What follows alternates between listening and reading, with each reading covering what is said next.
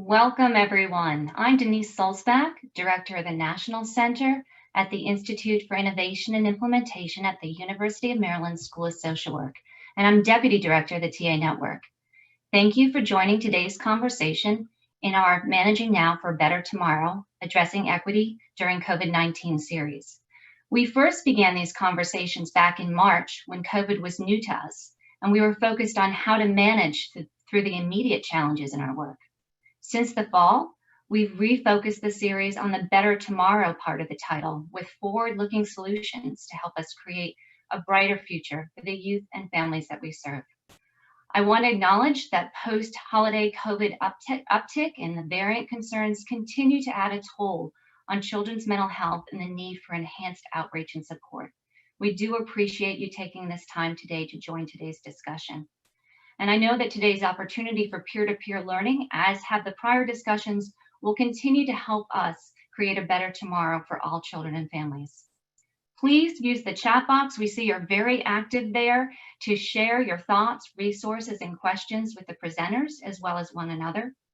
In follow-up to today's discussion, we will send everyone who registered a link to the recording as well as to the resources and insights shared in the chat box. This webinar is being recorded and is also being live streamed to our YouTube channel. Due to the large number of people who have registered, participants will be muted. If you are joining us today through Zoom, you are welcome to submit any questions, comments, and resources in the chat box. To make sure that both the presenters and other participants can see your comments and questions, please go to the field for the chat box, click on the drop-down menu, and make sure to select all panelists and all participants. If you select just all panelists, only the panelists will be able to see your insight and comments, and the participants will not be able to see what you have shared. If you are joining us via YouTube live stream, please post your comments and questions and resources in the comments section. While participant audio will remain muted for today's discussion, your questions and shared resources may be read or recognized verbally by the panelists. Your participation via the chat implies your consent to be recorded. Again, we truly value and appreciate your contributions in the chat as they are used to guide our dialogue, so please do keep them rolling. As we've indicated in the chat box, if you are deaf or hard of hearing, we do have two ASL interpreters with us today, Isabella and Levi. The ASL interpreters are designated as such in their video feed. You can pin their videos so that those video feeds are prominent and always show for you. To pin one or both of the ASL interpreters, hover over the video of the ASL interpreter you would like to pin and click on the three dots. From the menu, select Pin, and then repeat for the other ASL interpreter. That way you will be able to see both of them as they will alternate throughout today's discussion. At the end of our discussion, an evaluation will pop up for you to complete. We ask that you take a moment to complete this evaluation as your feedback does help us make these virtual opportunities better and more responsive to your needs.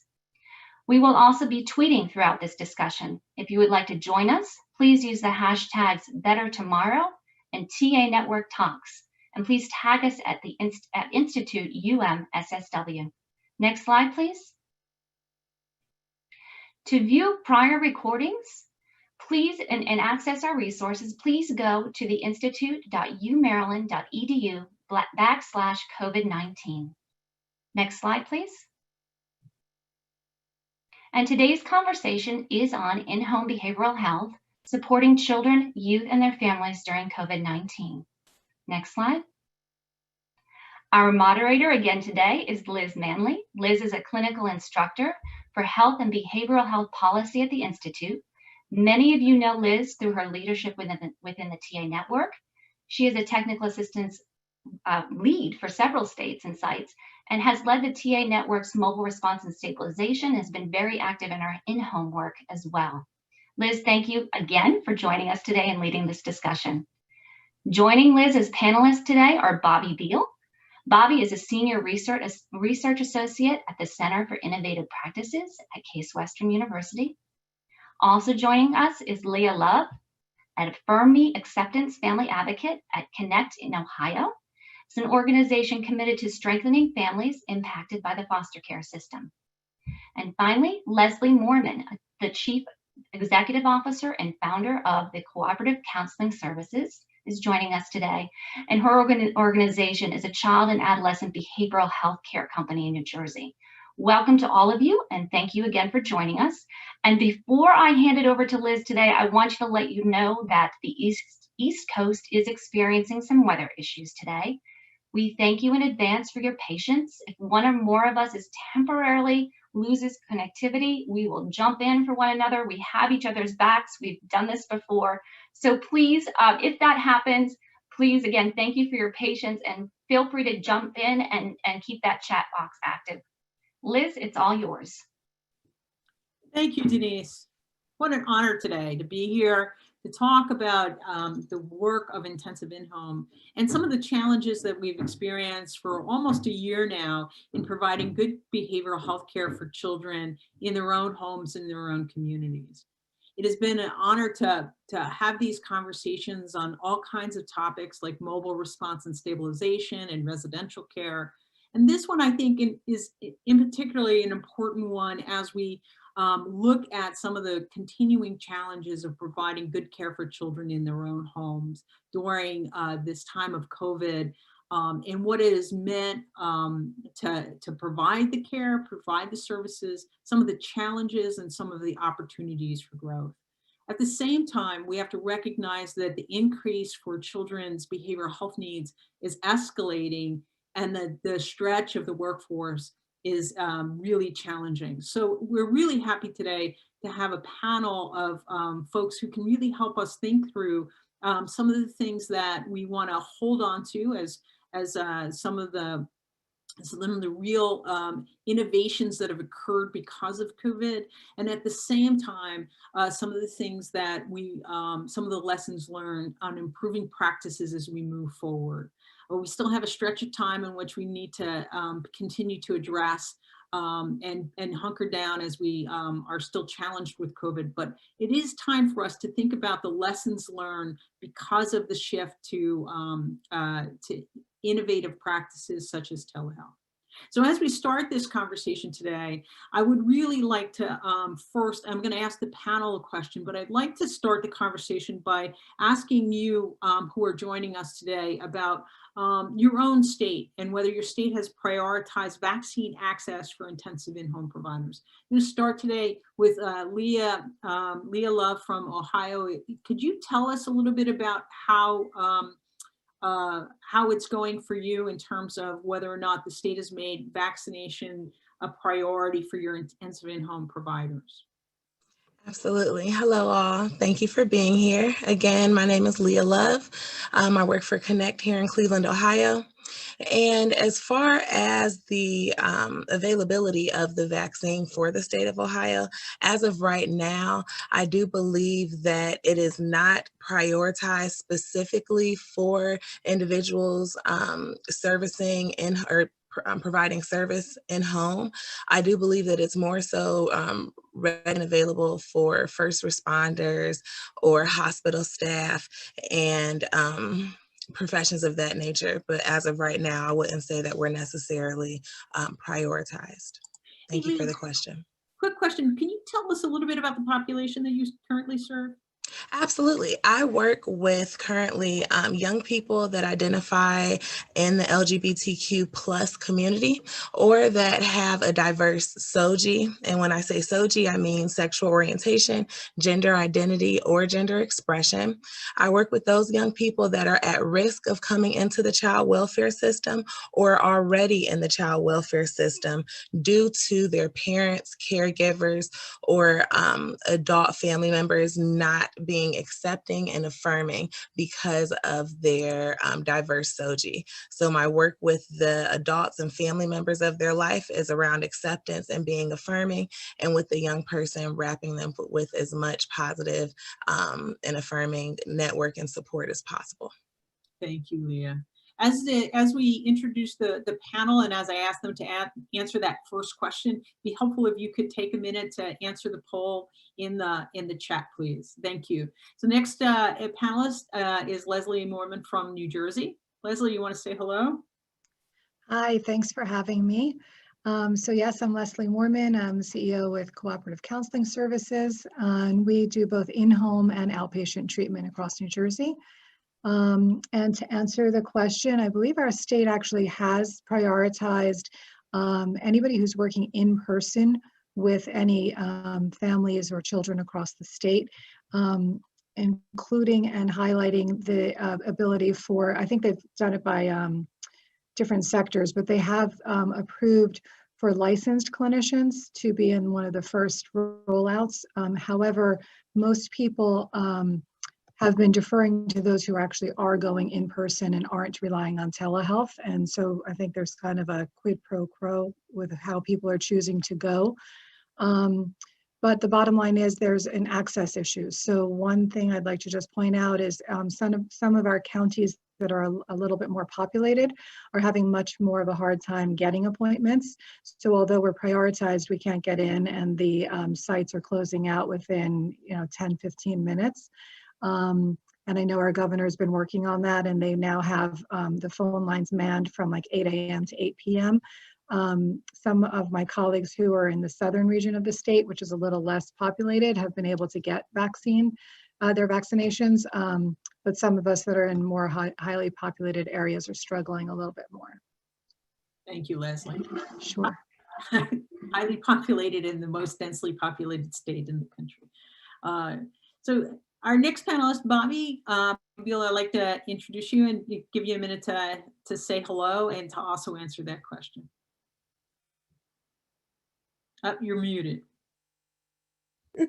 The most common words on Zoom. You're muted. Thanks for having me, Liz, and I'm happy to be here. I'm a clinical psychologist by training, and I am currently working with the Center for Innovative Practices at Case Western Reserve University. And really our role in the state of Ohio is to support home-based workers. And so we provide trainings, and we have a fidelity model here, and we audit for fidelity and do that kind of supportive work. And I'm a trainer really now, working my way. I had been working my way around the state during trainings, and now I sit right here in my basement office doing that. As for the vaccine question, it's a mess. It's a mess. We are not prioritized directly. Some people are getting vaccinations if they're doing in-home work, if they're associated with a hospital, because of course the hospitals are prioritized. But not necessarily mental health workers or home-based or in-home workers, to my knowledge.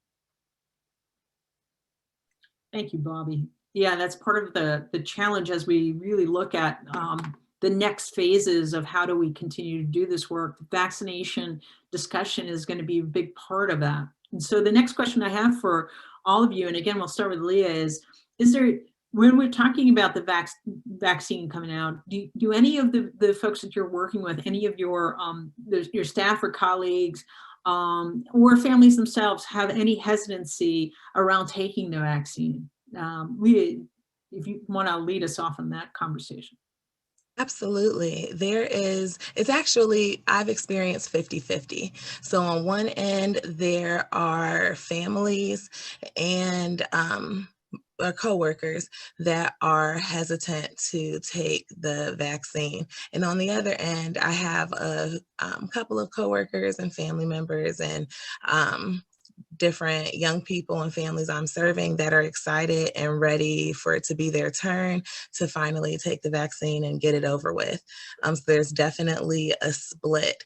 But it's also important to note with my agency, a good majority of us are working remotely anyway.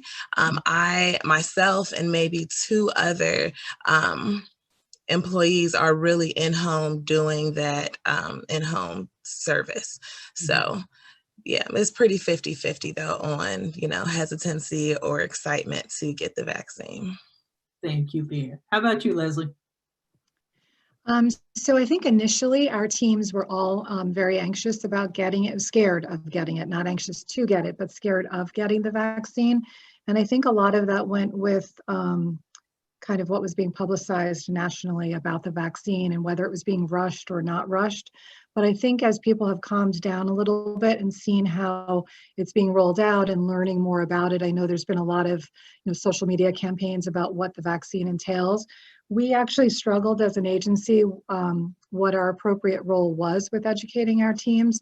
So what we did was we basically took a stance of we're not going to tell people whether or not to take it, but we're just going to provide information. Mm-hmm. So we sent out as many fact sheets as we could on the vaccines, what they were all about in general, and basically just gave people their choices, and then also information for vaccine sites. And really the real conversation around here in New Jersey, at least for our team, has been about access. And so most people are interested in getting it. Access is definitely a big issue. However, we've also had the ethical discussions as to whether or not it's appropriate to get it, knowing that somebody else who has to go into the home, for instance, I think I saw somebody in the chat say something about it's discriminatory that licensed clinicians can get it, but maybe a behavioral assistant can't.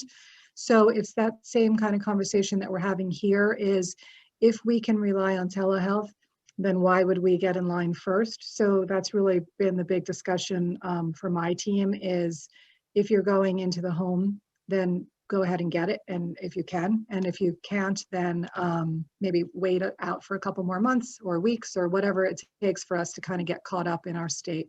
So that's been the discussion. Thank you, Leslie. How about you, Bobby?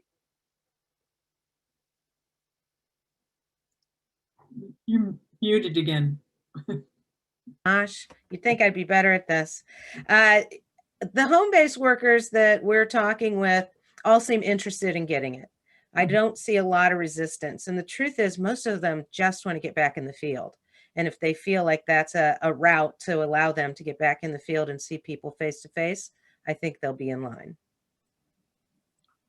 That makes a ton of sense, because that, I think, leads me to my next question for all of you. And that is, do you think that the need to get back in the home is a priority for you, given a couple of the challenges that we've learned about because of COVID? Number one, that families are hesitant to even have anyone in their home. The challenges around workers and getting them safe, and having them be safe. But I'm really interested in your experiences around providing these services just through telehealth technology, and whether or not you feel like there are some real gaps that are happening. So maybe we can start with that. Are there gaps and challenges in providing the services only through telehealth technology? You want to start us off? Absolutely. Yes, there are definitely major gaps that I have come across in delivering my work virtually. First and foremost, I've come across a safety issue along the lines of the young people that I'm serving feeling and being isolated in their homes with individuals that may not necessarily be accepting or affirming of them, and really just not having that outlet that they have when we do have our sessions and they're able to freely express themselves. Another barrier that I have come across is around confidentiality. And when we are having virtual sessions, really inquiring about, do they really have the ability to have confidentiality virtually? Is there someone or family members within earshot of what we're discussing or what's being relayed to me? And also, another issue has been comfortability, and that's more so around being comfortable talking about serious topics or disclosing certain incidents and things of that nature over the phone, and not really being comfortable with the fact that they're able to get their point across, that they're being heard and understood, and that we're getting somewhere in the session and they're not just blindly talking to someone that may not necessarily be paying attention. when you're in person, you can read body language, you can, kind of gauge where the other member may be. And over the phone, that's extremely difficult. And since I mentioned being over the phone, access is another issue. Of course, I would love to have Zoom sessions and meetings with all of the individuals I serve. However, there are times where I have young people or their families that simply don't have access to Zoom or to, another platform where we're able to virtually still have our sessions, but be able to see each other. So that's also been a huge barrier to providing work virtually. That's really important. I think we've had quite a few conversations during this series around the challenges around just the technology, just access to internet in some of the rural communities, some of the urban communities, and then the tools themselves. And so that's one of the places that I think we are going to need to have some follow-up conversations around, the push to try and get access across really across the country. The other question I have around the vaccine and the vaccine hesitancy is really for the population that you're serving. Do you think that there's going to be barriers to a time frame in which you can get the vaccine to a place where people feel comfortable, right? So we have the public health policy, challenges right now, and then moving people to try and get that vaccine. Do you think that it's going to be a really long period of time before you can get back in with families once they're vaccinated? Yes and no. I definitely, there's a lot of hesitancy and mistrust when it comes to the healthcare system and if this vaccine is in fact good for us or what will happen in the long run. There's a lot of just hesitancy around that alone. A lot of my families, and one thing that I always have to consider is intersectionality and how that affects the families that I serve when it comes to race and class and ableism and all of the other societal isms that play a part. So I think it will take a long time for the vaccine to be rolled out to individuals that I'm serving, as well as being in the home. But with that being said, I'm also, and my agency supports me in totally being adaptable and flexible and figuring out what works, especially when I'm connecting with new individuals I'm serving. We're meeting in person. We are taking COVID-safe procedures, and we ask very specific questions. We have our protection gear that we have a non-ending supply of, hopefully. So we are really working to try to be adaptable in that aspect. Thank you. Leslie, so tell us a little bit about vaccine hesitancy and then some of the impact of the shift to telehealth technology in New Jersey.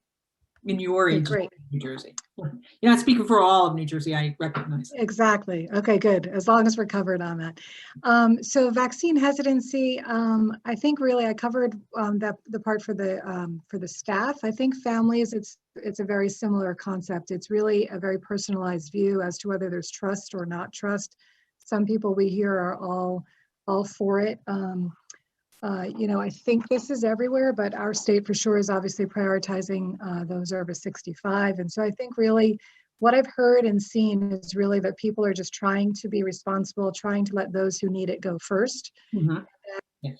Every once in a while, there's something about somebody who is either 100% against it or who is angry that somebody slipped in and got it before they were supposed to, something like that. But for the most part, I think it's just kind of a mixed bag of those who are getting more comfortable with it as we go.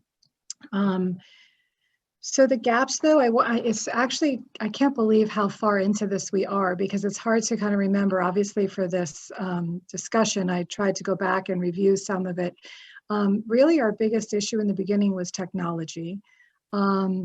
What we did as a company was we created a lot of little fact sheets and resource lists and things like that. And we actually called as many families as we could and walked them through how to, for instance, one to do an inventory. Do they have a computer? Do they have a lot of the kids in our schools, thank goodness, have computers, and the schools made sure that kids got the computers. But we had issues with people not having enough Wi-Fi or bandwidth or whatever. I'm not too technologically savvy with all of it, but they, we actually, a lot of our companies like Comcast, Verizon, et cetera, they were all offering free upgrades and free Wi-Fi to families that were struggling. So we got them those resources. And then we really, we work with Microsoft Teams. So we wanted to try to use as many HIPAA compliant platforms as we could. However, our governor did release some of those technology requirements for the pandemic and for the emergency use. So we have done phone conversations, we have done face-to-face, but we're definitely trying to prioritize doing HIPAA compliant platforms. So really, we did a lot of training with our families, hand-holding, walking them through sessions, et cetera. So that's the technology piece. We also, by the way, partnered with our system partners. So we are lucky enough to go in as in-home providers with mobile response and CMOs. And so having them as resources has been invaluable to make sure that they're helping with care planning for the families and making sure families have what they need from that perspective.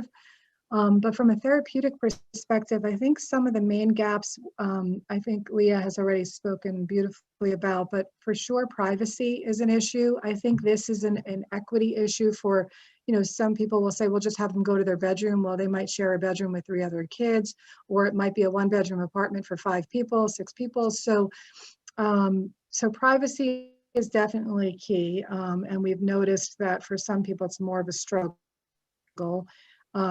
Which goes on with space, the ability to find somewhere to go.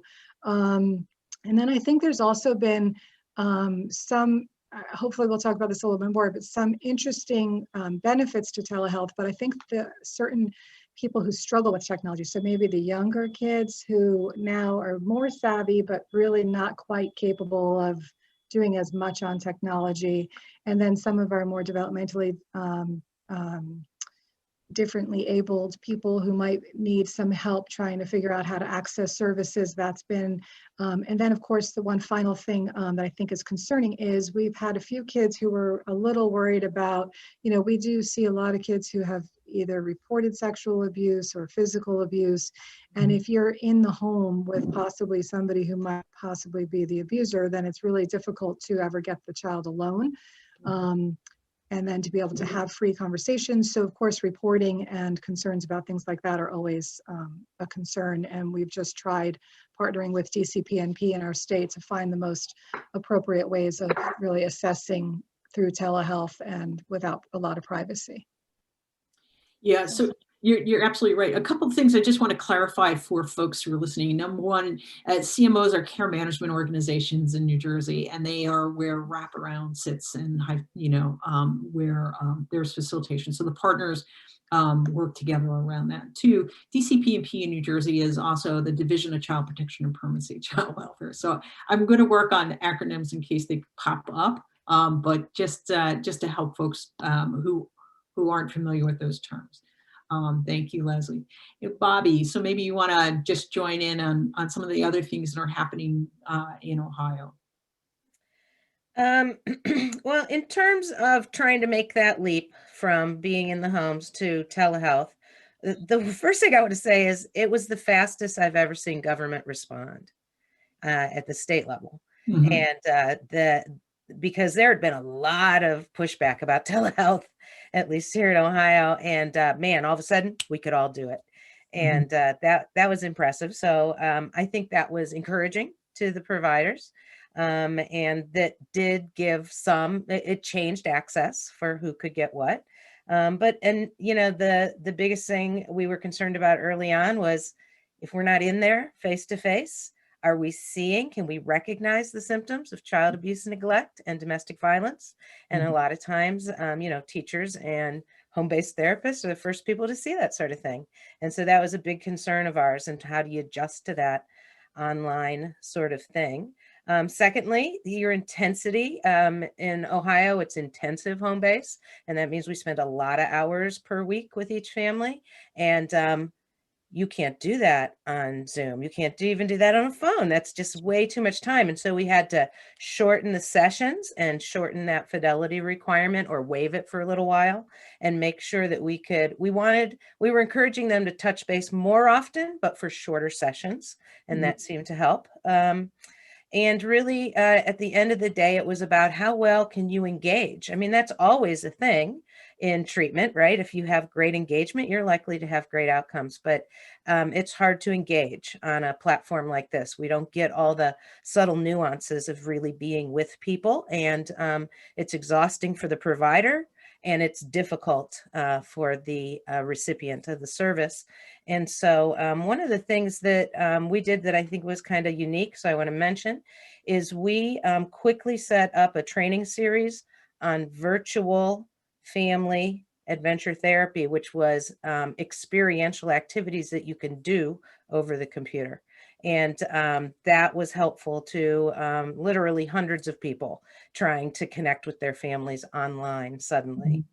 As far as trying to help the gaps at a system level, we were encouraging mental health boards and other people who had pockets of money to set up hotspots in their community because access is an issue.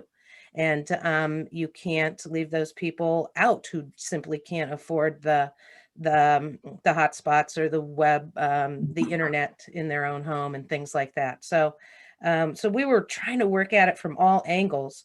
But on the last thing I'd like to say about it is that I was very concerned about staff and staffing and how they were coping with it, because we want to engage with those families, but there's a lot of differences for us when we're having to do this virtually.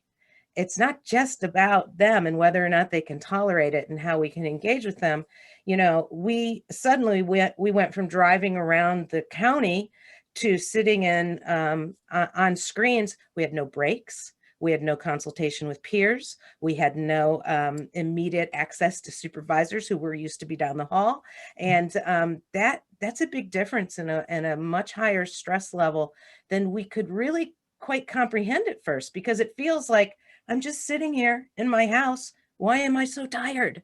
And why does this feel so difficult? And so at the same time, we were really trying to address that we too are suffering in a pandemic, not just our clients, and that we need really to pay attention to self-care across the board. And if we could do better at that, we can help share those practices and strategies with our families as well. Yeah, absolutely. Great points. And just as you're talking, there's also some great chat that's happening in the chat. So just for folks to know that there's a lot of sharing that's happening currently in the chat, and some to bring us back on a couple points that I just want to reiterate. Number one, Joe Ford has a great point about bringing in doctors who are of color to help around some of the hesitancy challenges that we might have in having people feel trust of the vaccine itself. Which is a major concern, I think, for a lot of folks in terms of getting that level of comfort. That's number one. Number two, there was a lot of chat around the use of telehealth technology and some of the challenges around the engagement and understanding what's happening for young people. Because they can't communicate if there are concerns around abuse challenges, domestic violence, as you've brought up. So some of these challenges that we've seen really across the country in the decline in the numbers and child welfare and domestic violence reports have certainly a lot of us very, very concerned about what happens next for all of us. But also some upsides that have happened in the chat. So some conversations around how wraparound has been helpful in bridging some of those gaps, to how mobile crisis teams have been helpful in bridging some of those gaps. As we learn from the mobile response and stabilization conversation, folks are still going on site when they need to. So there is still some work that's happening across the country around that face-to-face work. So I just want to update for folks for all the great thoughts that are happening in the chat, and if you could keep them coming, that'd be really wonderful. Your thoughts and how you're sharing are just really helpful, I think, for everybody who's joined us today. So let's get back to the panel, and just let me ask you a quick question. How are folks adjusting to the changing rules around the pandemic and COVID, with new rules around double masking now, and taking extra precautions, limiting time in supermarkets, that type of stuff? I think has a lot of us, a little anxious about the next steps, and I'm more curious about what you're thinking, and how you're sharing some of that information with folks. So maybe we'll start with Leah around that, and what your thoughts are around that. Absolutely.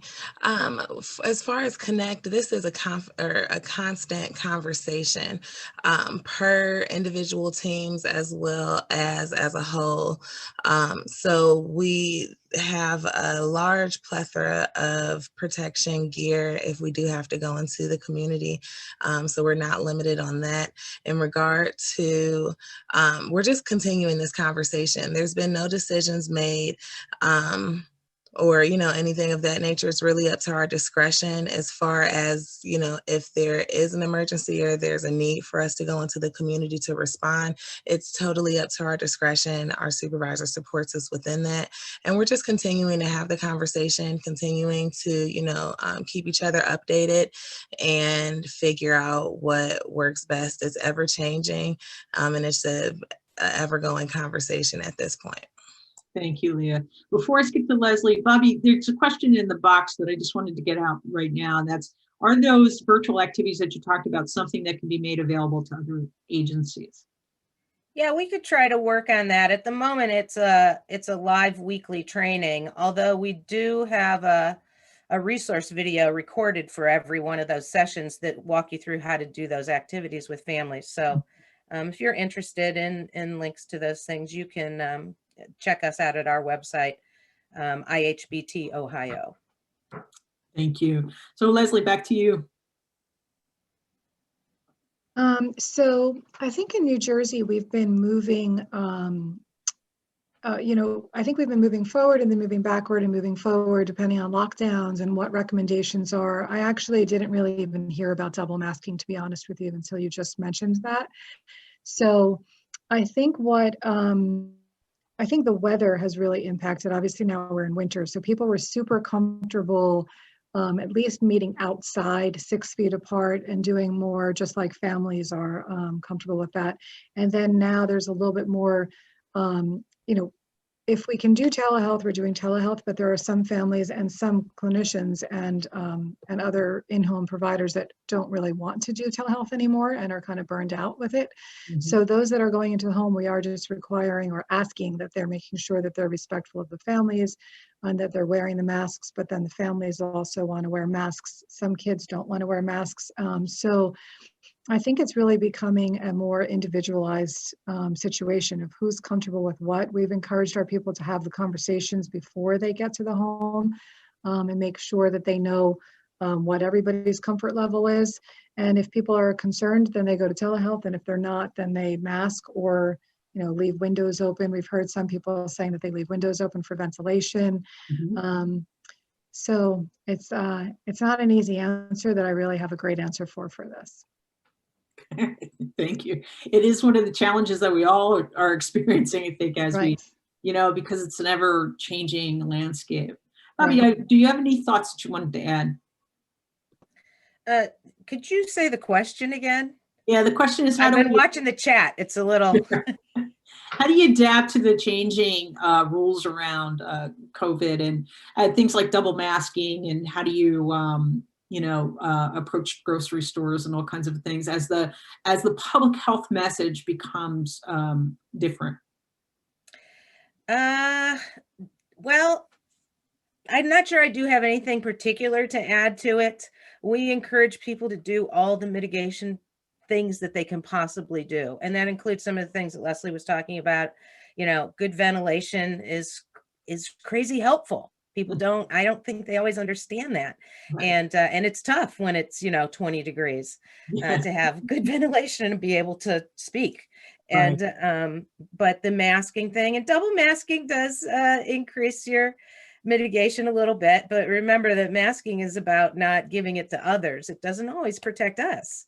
Right. And So I think you just have to try to figure out who do you trust and follow that. I see that they're throwing Fauci information on the chat, and that's great. I mean, that's exactly who we should be listening to. And so we try to encourage them. We did have a quick, not a problem, but there were some teams here in Ohio who were saying, we're just going to do it. We're going to wear a mask. We're going in. And I was like, you want to be a carrier from house to house? Do you understand that that is a huge potential risk for home-based providers and home visitors? Is that, yes, you could get it from somebody, but you could carry it before you even knew that that had happened. And so we encourage conservative movement, only going into the homes where it's an emergent kind of issue, and to do all the mitigation factors and ideas that are coming out of our state and now out of the federal. Yeah, absolutely. It seems to me like the biggest challenge around COVID is exactly that for helpers and caregivers, the recognition that you could be part of the problem, right? And not just live in a world in which you can just power through, as I think many folks in our world power through and just try to do the best they can on a regular basis. I think that's been a real challenge for the workforce. And it leads to some of the challenges that folks are talking about in the chat, which I think are also important around how do you keep staff feeling connected and feeling encouraged within the context of the work. So I'm looking to all of you to see if you have any thoughts that you want to share around some of your strategies around keeping folks engaged. Absolutely. I wanted to ask, keeping folks engaged, are you referring to our coworkers, ourselves, or are the families? Okay, just wanted to make sure. Okay, so actually, I think Connect has been doing a fabulous job at this. Once a week, I want to say twice a week, we have something called Coffee at Connect. You can join at your discretion, but it is a meeting over Teams, Microsoft Teams, and everyone has their coffee or breakfast or what have you. There's generally a topic that's being discussed that's not work related. More so about getting to know each other, getting to know our interests and things of that nature. So we have that. Our team has also had Disney and Chill is what we called it, where our team would pick a movie. We would all start, and it would be like a Disney movie, or for instance, we watched Moana one time, and we were able to just pick out the number of different things that had to do with family and reunification and being your true self and culture and things of that nature. So we're watching this Disney movie, we're texting each other, and just kind of having fun and taking a little bit of time away from the typical workday. And we also still have our team meetings. We do positive affirmations at the beginning of all of our meetings and things of that nature. So those handful of things kind of help us kind of stay together and kind of break up the day-to-day monotony. That's awesome. That's great. Leslie, you have some thoughts? Yeah, again, it's doing a lot of remembering back to when this all first started, and then what we've kind of done has changed a little bit and morphed. But in the beginning, we actually did daily conference calls that everybody could call into, because there was so much stress and concern and rumors and misinformation going on among all of us, and everybody was very confused. So we kind of started with daily conference calls for call-ins, which we then moved to every other day, and then to weekly, and then to monthly. And then what a lot of our teams have actually started doing some virtual happy hours and some virtual trivia games and things like that to stay connected between themselves. We've been pushing out as much information on self-care as possible. We know that there's a ton of burnout with telehealth. That originally people were so excited by it, and then now people are starting to get super tired of it. We have started a shared, we have like a shared drive for documents, and so we've started a folder where everybody's throwing in ideas for activities on telehealth. Because people are starting again to burn out with all their regular ideas. So clinicians are sharing with each other about different ideas that work. And so we've done a lot of that. So I guess really just providing resources, sharing information, doing some fun stuff, and just really acknowledging the difficulties. Oh, and the one other thing I was going to say that I think is incredibly unique to this situation Mhm. is I think we all have are familiar with secondary trauma. Yes. And walking along the journey with people and how hard that is. But I think it's very, very unique. And I'm sure you guys have probably talked about this in other panels, but so unique that we're all going through the same trauma. Yes. And so we really talked a lot about that with our clinicians because they were worried about their own families and had a lot of loss and a lot of grief. And so sitting with another family who had a lot of loss and a lot of grief and going through it themselves has been super unique, especially in the beginning. And now I think it's, thank goodness, dissipating a bit, but certainly something that we have to really still keep paying attention to is the fact that there's so many parallel processes going on through the entire time. So that was definitely unique. Yeah, I think that shared experience is really interesting, in particular since it's we seem to, be dealing with a lot of things. The workforce is dealing with a lot of things at the same time, and yet not to the same degrees and the same, are there equity issues around that as well. Leslie, there's a question that came up in the chat from Betty Lee Davis. By the way, hello, Betty. Betty Lee, it's good to know that you're here. She wants to know how your agency is handling the December New Jersey guidance in New Jersey that you're required now to go back into homes unless families are families refuse. And I'm not necessarily familiar with that guidance, so maybe you can share with us what that guidance is and who it came. Sure. I tried to respond to that quickly in the chat, and I don't know if it came across correctly, but basically, I think that is more, and Betty can correct me in chat if necessary, but I think it's more for the children's system of care that they are requesting and requiring, I guess, for people to go in home unless the families are refusing. So you would then assume that in-home clinicians are also being requested or required. But because we're a private agency, I personally don't require anybody to go into the home. We've asked our team, we have probably a little bit over 100 people that are working with us in home. And so we've asked who's willing, and we keep kind of a separate list of those who are willing to go into the home versus those who are not. And so basically, to be honest with you, we're losing business because we just can't staff all the referrals of people who do want people to come into the home. But luckily, there's a very large network across the state. I hope that other providers are able to do more than we can, but I would suspect that maybe each provider across the state is struggling with similar dynamics, which is not being able to have enough staff who's willing to go into the home. And because I believe we're all private, I think there may just be some difficulty with requiring that. But that's kind of my best answer on that one. I'm not totally sure how people are dealing with that. So I'm guessing that the guidance is for the care management organizations, for the wraparound teams, and not for the intensive in-home part. That's what I believe, because I think it would be hard to require in-home agencies who aren't, who are more contracted and not really, more private. So I don't know how we could require that. So that's a different conversation. But thank you. Thanks for taking a shot at that.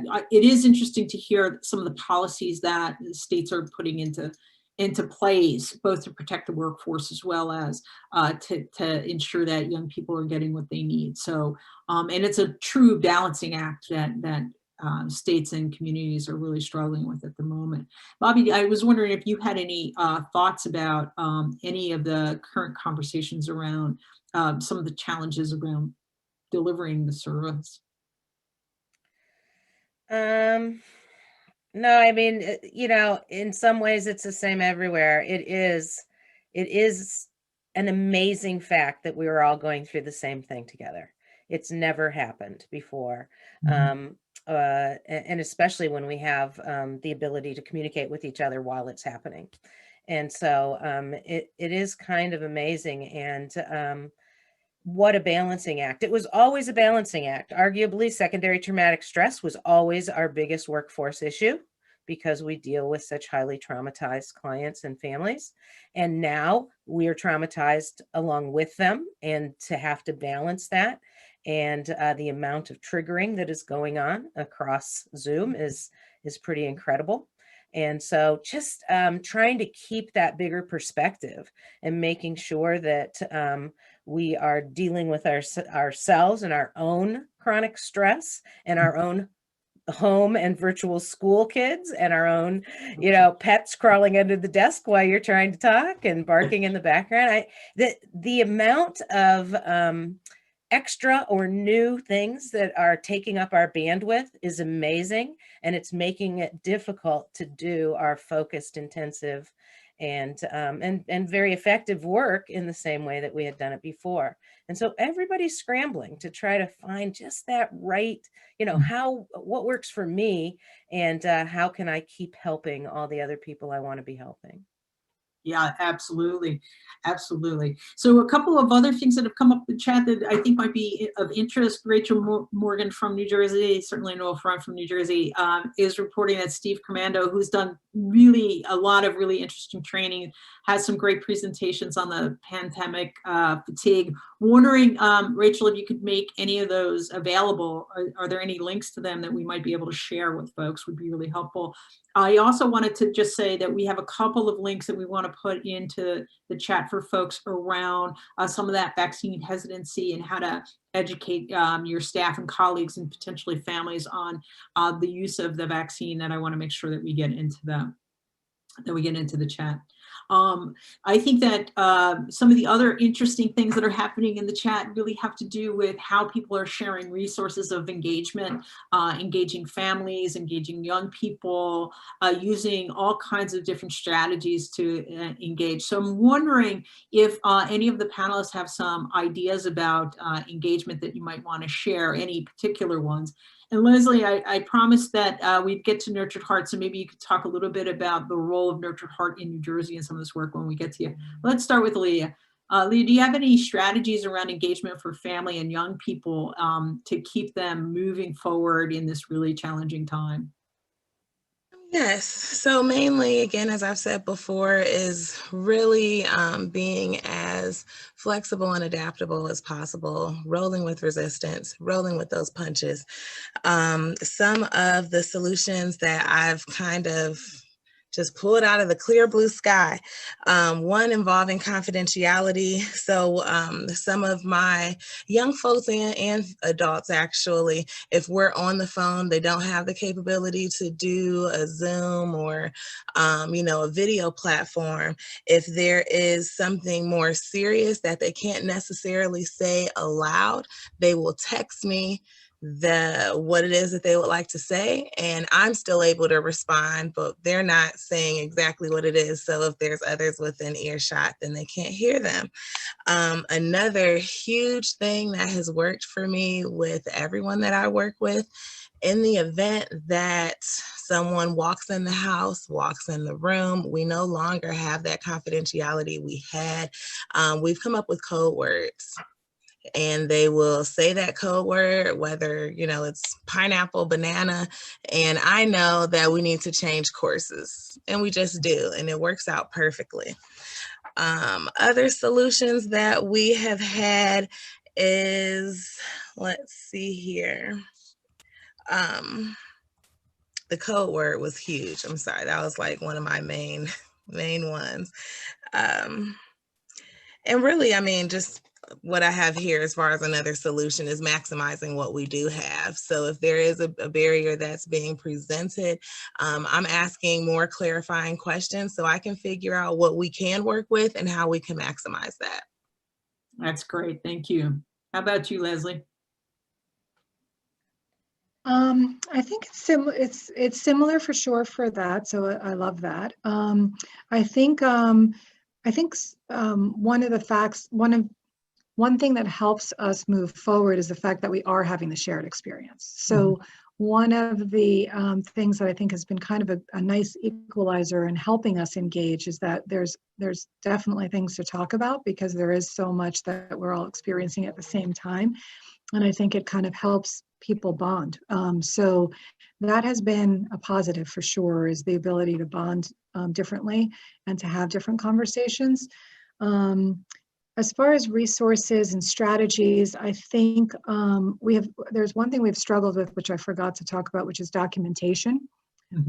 It's been really difficult to verify sessions, in New Jersey. I think this is I don't know if it's just a New Jersey thing, but the Medicaid service encounter forms, signing them, et cetera. So we've loosened to having people text. But strategy-wise, I think I heard a lot about with the younger kids. They've been engaging by showing us around their rooms, taking the cameras, showing us their stuffed animals, showing us their toys, showing us different things. And with the older kids, I've heard from the clinicians directly that there's been a lot more disclosures, that they've been more comfortable on technology, and that's kind of their go-to, so that they're typing a lot more, they're texting through the group chat with them a lot more. They're doing shared screens and playing and drawing and playing Pictionary and different things that kind of get them connected and talking. So, I think there's no really big surprises out there. I think we've all kind of gotten to the same place of what we can do, but I think there's clearly been a lot of positives with telehealth, and then of course we all know some of the struggles with it. And then you wanted me to talk about Nurtured Heart. Yes. So I don't know specifically about Nurtured Heart with telehealth. I will say that it does help to have a common language in New Jersey, and I do know, I don't know how much everybody knows about Nurtured Heart, but Howard Glasser, and I know New Jersey has adopted it for training in their system of care for residentials, CMOs, the care management organizations, mobile response, in-home providers, and we've all been trained in the Nurtured Heart approach, which I think is definitely helpful working with our families in general, whether it's through telehealth or in person, because it keeps us all working with a common language. I don't know, I mean, I'm a trainer, so I could talk about it for hours, so I don't know how much you'd like me to go into detail with it, Liz, but I think one huge benefit is having a common language and common way of approaching and talking and interacting with families, as well as helping them to then develop and create those same experiences for their family and their children as well. That's great. Thank you. I appreciate it. Thank So, you. Bobby, you have some thoughts about creative ideas around engagement for young people and families? Well, I do. That has all to do with my background as an adventure therapist. And when the pandemic hit and my two areas of expertise were in-home and adventure activities, I thought, I'm done. I'm just done. There's nothing I can do. And that lasted, maybe a day or two. And then we had to think our way out of this. And so I have a colleague, and we got together and took a 12-week group curriculum and figured out what activities could we give instructions for to a group on through Zoom or any other kind of platform. And actually families are kind of easy in that sense because they're all together in a room. If you can get them to pick up. But if you get them to pick up and start with you, and you're giving them fun games to play and interactive things to do, even the check-ins are more interactive than just saying, how are you doing? And so then they're more willing to pick up the next time and join with you, and they know that you're going to give them something to do. And some of the activities we have them doing, first of all, I'm a skills builder. It is all about getting families those skills that they need to survive. And so it's all skill related, and getting them to even cooperate, to have somebody hold the phone that they're using to log in with, and so that we can see the rest of the family, and the rest of the family is following these directions and trying to make this activity work. It's a lot of fun. And so the key to engaging families and people in general for me is that you have to let them have a little fun and enjoyment in it. We're doing serious, deep work. We really are, but it doesn't have to be serious and depressing all the time. We want them to feel like they can let their hair down a little bit. And it's not just about reporting into the worker about what the problems have been. It's about how are we doing, and were you able to use that skill that we talked about on Monday? Since then, oh yeah, okay, well, let's try this game. And Right. so it's just this constant trying to feed lots of interactive things for them to do. And for instance, let me just give you a sample. I like metaphors a lot. And so I might say, so how's everybody feeling today? You have 45 seconds to run and find an object in your house that represents how you feel. Go. And That's that's cool. way different than saying, hi, how you doing? Yeah. Yeah, that's really terrific. That's a great idea. Thank you. You're In welcome. fact, it sort of ties into, we had a comment in the chat box from Pearl Gross, who said dropping off activities before sessions has worked really well. So that thoughtfulness around, what to do and how to do in advance. So I think that leads me to my next question for all of you, and for folks in the chat, if you have ideas. If we, I take a magic wand and I say, okay, everybody's vaccinated and COVID is no longer a concern, and we can now leave our homes and go back to school and get back to the business of being in people's homes. What would you keep? What lessons that you have learned would you continue to use as as we move forward? What would you do? And what would you have the policymakers really support that they've supported during this period of time? What are those lessons learned that you want everyone to know? So let's start with you, Leah. What an excellent question.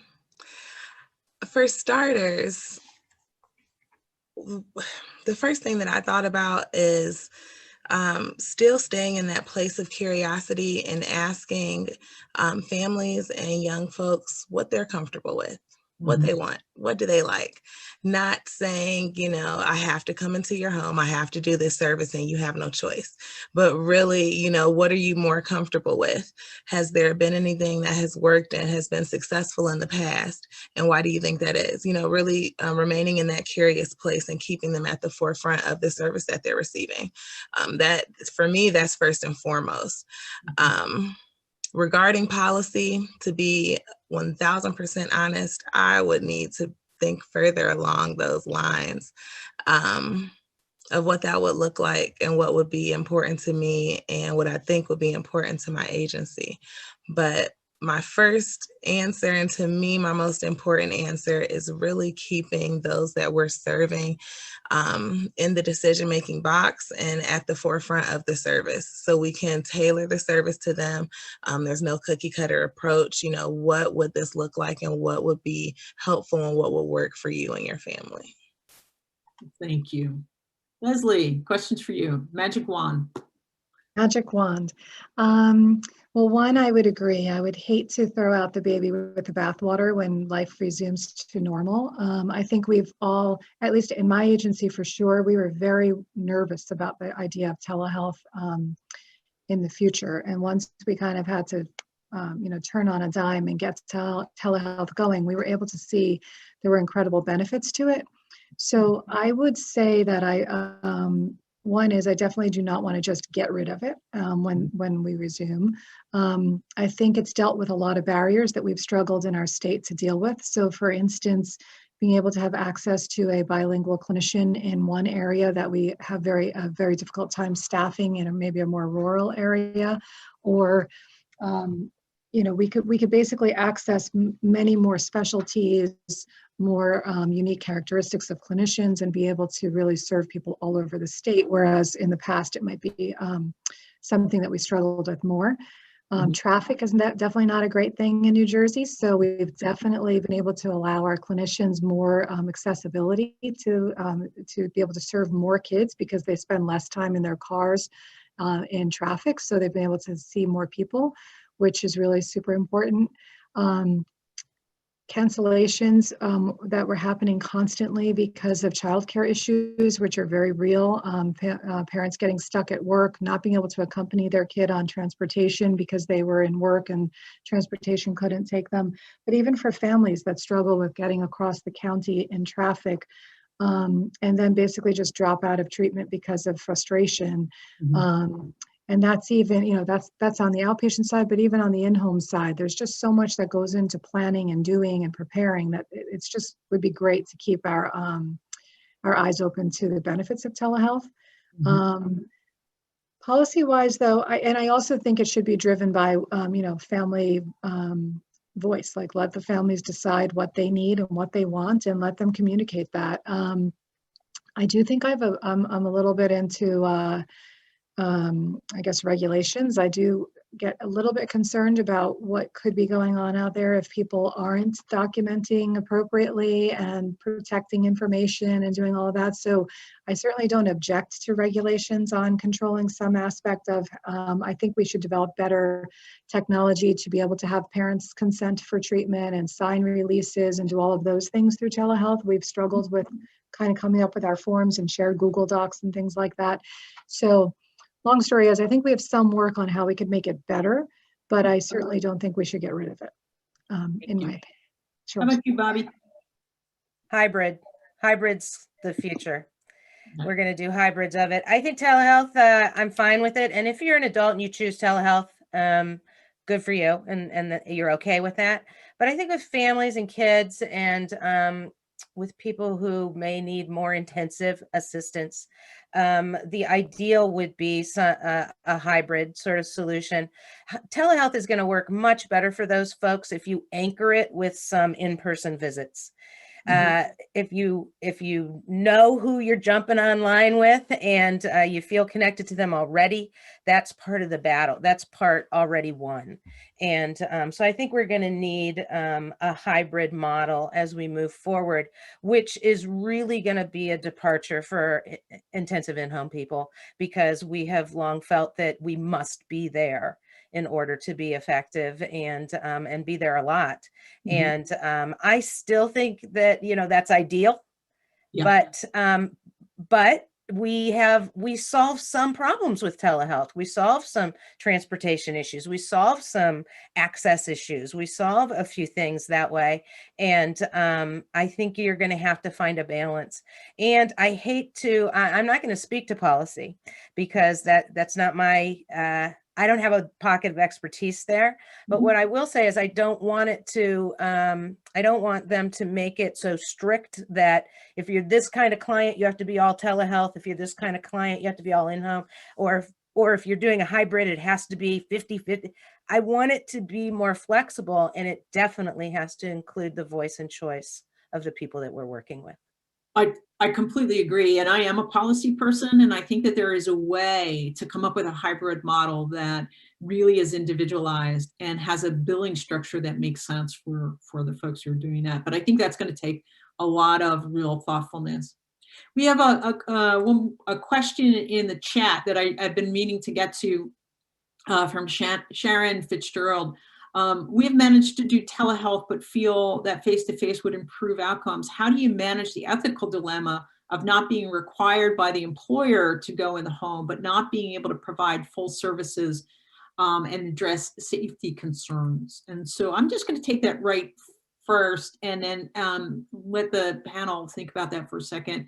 And I think that the ethical dilemmas of what you think is appropriate to ensure the safety of the youth and family is really important conversation that I think you're really going to need to sometimes challenge your employer around that, right?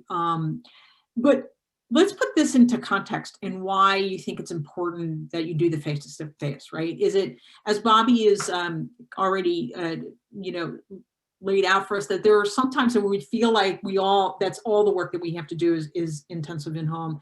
And sometimes I think we have to balance that conversation around COVID, as Bobby also talked about, is are we going to be the super spreader that moves that from one place to another? And so I'm hoping that we can get to your employer and have some kind of ethical conversation around what is in the best interest, and can we protect you as the worker using personal protection equipment, going in, making sure the family is comfortable with that as a presentation. Those are the kind of things that I think we we need to think about a little bit more.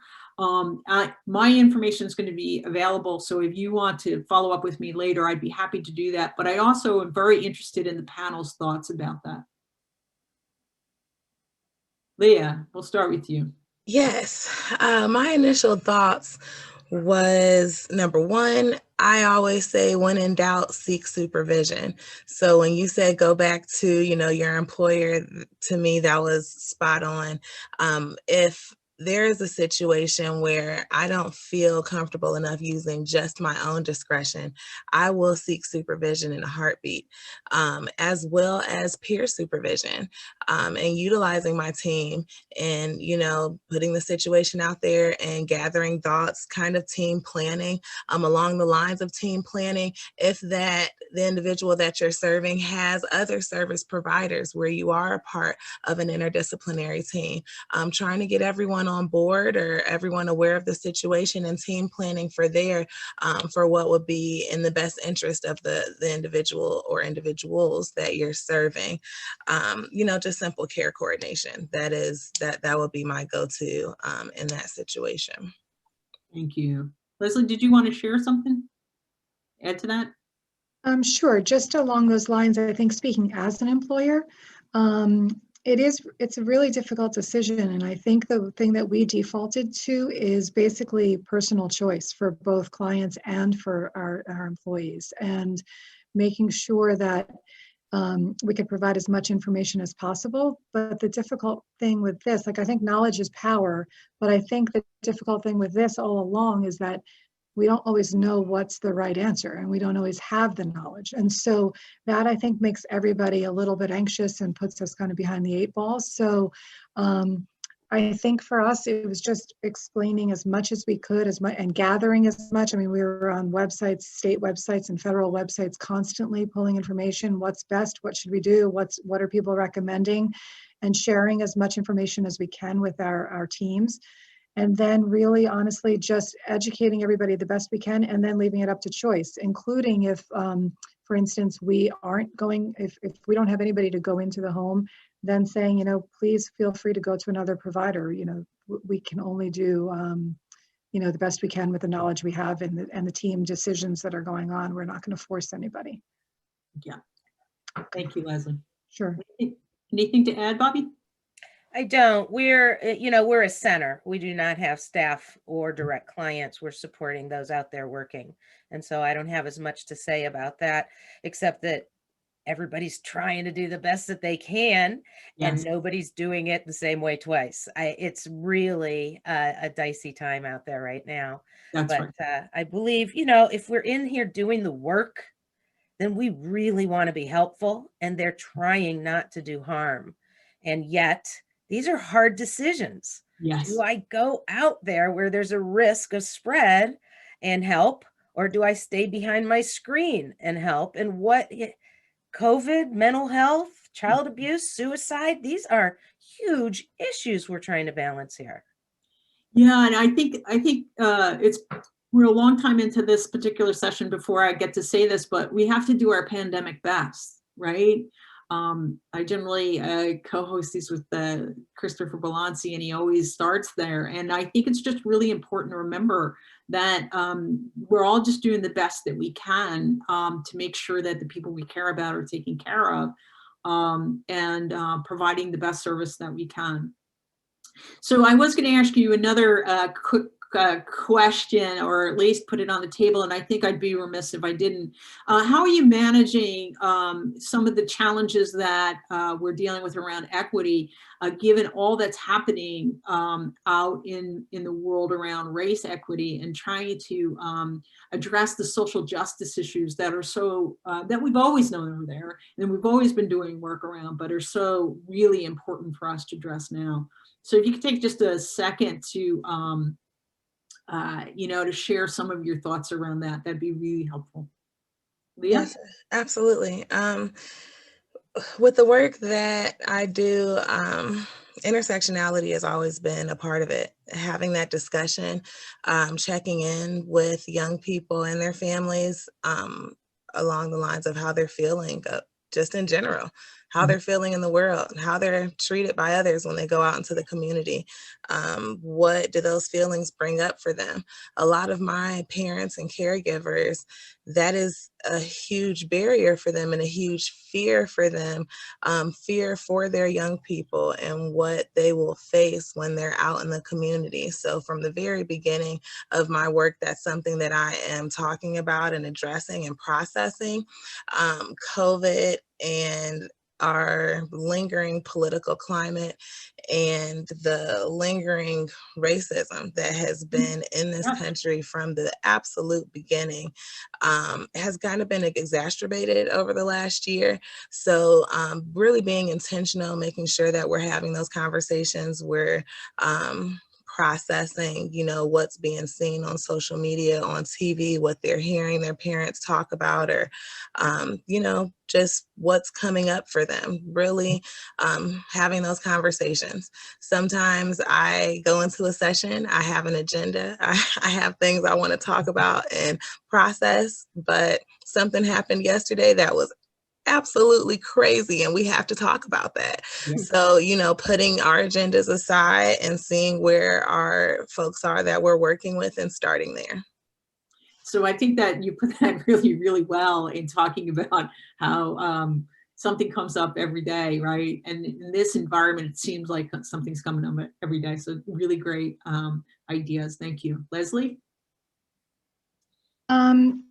So again, so we're a privately owned business. We're actually a family business, and we are an interracial family business. So this whole equity and diversity has kind of hit my family hard, as well as our community hard, as well as obviously our nation. So for us, it's been very personal, and it really just reinforced what we've always thought and felt. So we're big believers in intersectionality. I loved hearing Leah talk about intersectionality earlier because we train our team on intersectionality.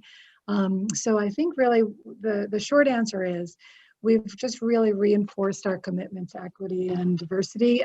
So our staff, we always try to hire a diverse team. So we've continued with that effort. Definitely training. We talk a lot with our teams about the importance of talking and just being able to hear and listen to people and listen to our families' experiences. So we did call together at different critical times over the past year. We've called together our teams and we've had some conversations, and we've sat together and just really listened to each other, and then talked about the importance of listening to our families and our communities about what's going on. So, being a listener, we've talked a lot about white privilege, and we've done a lot of trainings on that for our staff. And, just really opening, there's things as simple as a social justice statement on our website, and as complex as having the conversations with our children and families. So I don't know. Oh, another thing I started doing this year, which goes back to my old days in my 20s, which is I've started lobbying more and writing to our congressmen more. And I've been really re-inspired. My daughter actually did it with a high school trip recently, and she got me back inspired by it. And so I've been writing left and right. Every time something happens, I'm like writing to our congressmen and talking about it from the position that we're in as mental health providers. And it's been powerful. We've gotten responses, and very individualized responses back. So I've been a big fan of advocacy as well. And I think that's it for now. Thank you. How about you, Bonnie? Equity, to me, it's a unfortunate benefit of the pandemic that it heightened the disparity, and but that somehow we needed to see that, or we weren't taking it seriously enough. And we need to take advantage of the fact that people are very aware of it right now, between the inequities in healthcare systems in general, and what we have seen in terms of how we handle different groups of people in the United States, and how atrociously Black Lives Matter has been handled, as opposed to guys with guns. It's just stunning. And how can you not be concerned about equity right now? And so in Ohio, just prior to the pandemic, actually, they were working on a training called Trauma-Informed Family Engagement, which doesn't sound like a huge equity thing until you dig in. And what's really happening is they're teaching people about systemic and structural racism. And that if you don't understand how it's been built into our systems, you can't really understand the people that you're working with. And it's been delightful, I have to say. I signed up to get trained as a trainer, and I offered it out to our broad network. And I had, usually I get, 20, 50 is a big training for me. I topped out at 400. Wow. People wanting that particular full day training, diving in. That happened just prior to the executive order that said you weren't allowed to have those trainings. And lucky for me at Case, they said, keep going. We're doing it anyway. And now it's been reversed, of course. And I think that the training, by the way, in Ohio, if you're interested, came out of the Early Childhood Division of OMAS, and it is called Trauma-Informed Family Engagement. And the idea is if you do not understand equity issues and structural racism, you don't have as solid a footing in understanding the diversity of the people that we work with. I think the next big hurdle, though, I'm doing a lot of those trainings for agencies around the state, which is excellent. I'm glad it's people are interested right now, and I'm going to take full advantage of that. I wonder how we can open that up to clients that we're serving and families that we're serving, so that they have the opportunity to have that kind of education and understanding. And make no mistake, it is white people who need to be training white people on what's going on here. And so that we can do our part to stop racism, to be anti-racist, and to clutter our legislation and our policies and our procedures from all of the things that keep us inequitable. Yeah. So we agree. So, and we did a conversation on how to talk about racism, which is available on the Institute's website, that I thought was a pretty powerful discussion around how to sort of begin to take on some of these challenges. Listen, I know that we're running out of time, so I just want to do a quick wrap up and say a couple of the first big lessons that I think we've learned from today is that telehealth is a technology we'll want to continue to use. That for policy people like me, when I was working for New Jersey, it's important for them to get feedback on how it's working, what's not working. And on top of that, it's really important for policy people to hear when you're not able to get to families because of things like challenges around technology, right? And what those technology challenges are, because there is a way for them to influence in a way that you may not even be aware of. So get that feedback out to the policymakers in a way that's powerful. To keep this conversation moving, keep talking to people about what's working, what's not working, how they feel about it. Let's keep the equity conversation moving and talk about the social justice issues in a way that we can begin to make the changes. And lastly, I just wanted to thank the panel for all of your really thoughtful, insightful ideas and how you prompted a conversation within the chat box around how people can help each other in this really challenging time as we really work hard to do our pandemic best. Thank you all. Denise, I'm going to hand to you. Thank you, Liz. And Sarah, if you could just bring up our closing slides, that would be great. So on behalf of the Institute for Innovation and Implementation at the University of Maryland School of Social Work, I want to thank all of you for joining us today. This is our last conversation in our Managing Now for a Better Tomorrow series. And we want to celebrate all of you. Over the past 11 months, we have held 25 conversations. Each of them have been robust and interactive, like today's discussion. Thank you, and thank you to the over 20,000 participants in making them a success. We really appreciate it. As Liz indicated, All of our previously recorded discussions, as well as the resources that have been shared in the chat box, are available on our website, and our website is up there for you at theinstitute.umaryland.edu/COVID-19. Next slide, please. And while this series is coming to an end today, all of our prior discussions, as I said, are available, but we also want to talk about what's coming up. We've branched out into new opportunities for you. The training institutes are back and they're live. We kicked off the live virtual training series last week, and we encourage you to join us on the first Thursday of every month in 2021 for our free monthly training institute workshops. And let's go to the next slide. In each of these discussions, experts from across the nation share state-of-the-art strategies for improving services and outcomes for children, youth, young adults, and their families. And so next Thursday on February 4th, we have 2 offerings coming up for you, and you will see that the very first one of your options for session 1 is helping youth and families during COVID-19, a trauma-informed approach, which came up a lot today. Next slide, please.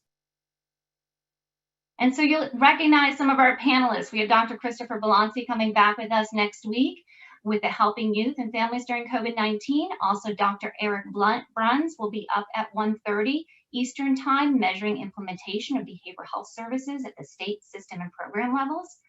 And then your 2 options at the 3:30 Eastern Time are Kim Estep and Sarah Strader. They'll be talking about the state and organizational level strategies for implementing high quality fidelity wraparound. I've seen a preview of that one, folks. It looks great. And then opposite them, your other option at 3:30 on Eastern Time, is to join Kelly Hyde and Mary Curry about the evolving landscape of behavioral health technology, innovation, and outcomes. Next slide, please. We also have, and this is new, we announced this during our Training Institutes Live last week, evidence-based program webinars coming up. These are conversations designed to support you in developing a service array that best meets the needs of youth and families using evidence-based programs. So we're partnering with the University of Denver and the Judge Baker Children's Center for this. And on March 11th, we're going to kick off this series with Robert Franks, and he's going to talk about assessing population strengths and addressing needs. Next slide, please. And so if you're interested in more of our work, please shoot us an email. My email contact is up there. Make sure you join our mailing list so that you continue to be apprised of the free virtual training opportunities that we have for all of you. Again, we want to thank you for the robust series. We could not have had a successful series without all of you. So thanks again, and please do still take our survey at the end. We are very interested in what you have to say so that we can continue to offer virtual opportunities that meet your needs. Thanks again, stay healthy and safe, and please take care of yourselves.